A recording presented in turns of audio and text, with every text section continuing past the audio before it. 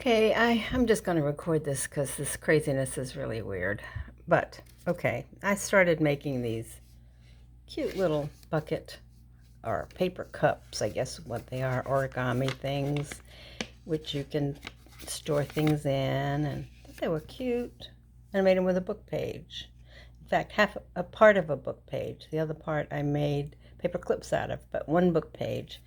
Then, of course, I thought, what if I wanted to print some paper that would kind of be a cohesive thing?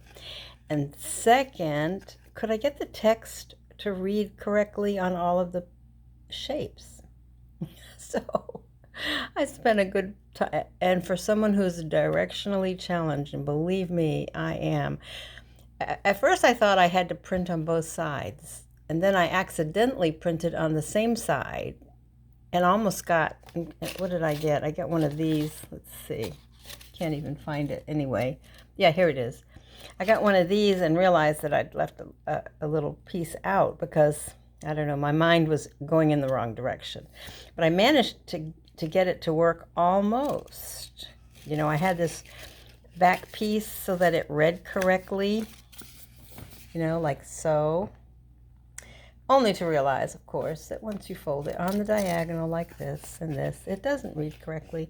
Not that I'm compulsive about things that have to read correctly. This was just nothing more than a challenge just to see if I could figure it out. That's what I love to do. I love to learn something every day, and it just got my mind. You can see I got this right, and I got this right on this one. This one here, I had to correct to fill this in. Easy to do. And then this one here, I had to figure out what shape it was and how to put it on a text page digitally so that it would come out correctly. Well, I did that. So here we are. We have this one here. And I'm so proud of myself. I think I've got this one. No, I don't have it glued in. So as you can see, part of it doesn't need to be printed on at all. That's this part inside. Anyway, striving toward something that I could use again and again. So I have that. And here's the design that I created, the template design. So with Silhouette Studio, all I have to do, let's see, is ungroup these. And the really nice thing about having them in a text format is that I know how it's supposed to read when the thing is put together and closed. So I can just move these little things around. I can move it out because it still is grouped. And I can then ungroup it. Say, ungroup it. Yeah, see, in these little pieces, I can then use to cut out of whatever paper digitally that I want, but I know how it's supposed to read with regard to the direction of it. I just stuck it back, and now I'm going to group it again so I don't lose this concept of this template. There, it's grouped up there now. Group now. So if I print this out, it comes out perfectly. That's what this one is. Let's see, the one that has the print, and it's all on one page, and it's about 5 1/4. Now, the other nice thing is I can make it bigger. For example, I could go up here, and if I wanted a really big one, I could just go like this and fill up the whole page and get a big one. But I don't, for the moment, I like this particular size. So then I thought, how useful could that be? So what did I do next? Let's see. Let me see if I can find what I did next. Yeah, here it is. My second design. I'll undo that, open that up. So I had previously played with 2 digitals that I had bought from 2 different people, putting these beautiful watercolor flowers on top of a text page. And of course I had Artie Mays' beautiful, and what I tried to do is not waste paper. So when I'm printing, I tried to print everything. So what I really did here, just as a reminder for myself, let's see if I've got, yeah. So along here, I've got the bits and pieces, as you can see.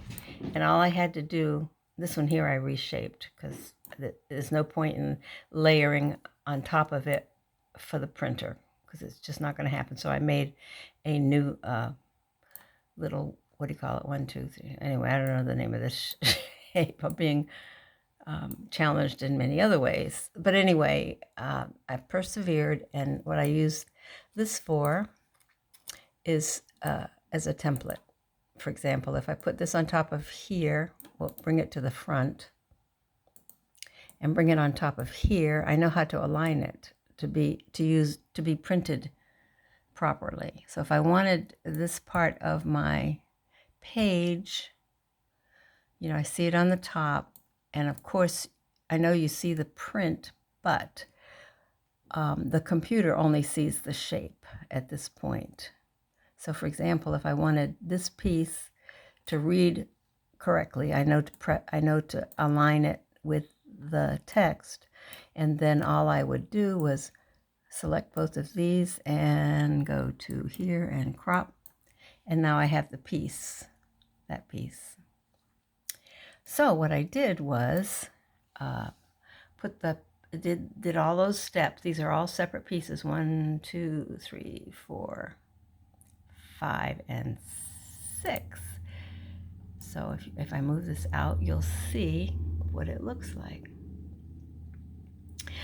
The other thing I like to do is I thought these things are a little bit too thick when I make them out of book pages, and then I made one.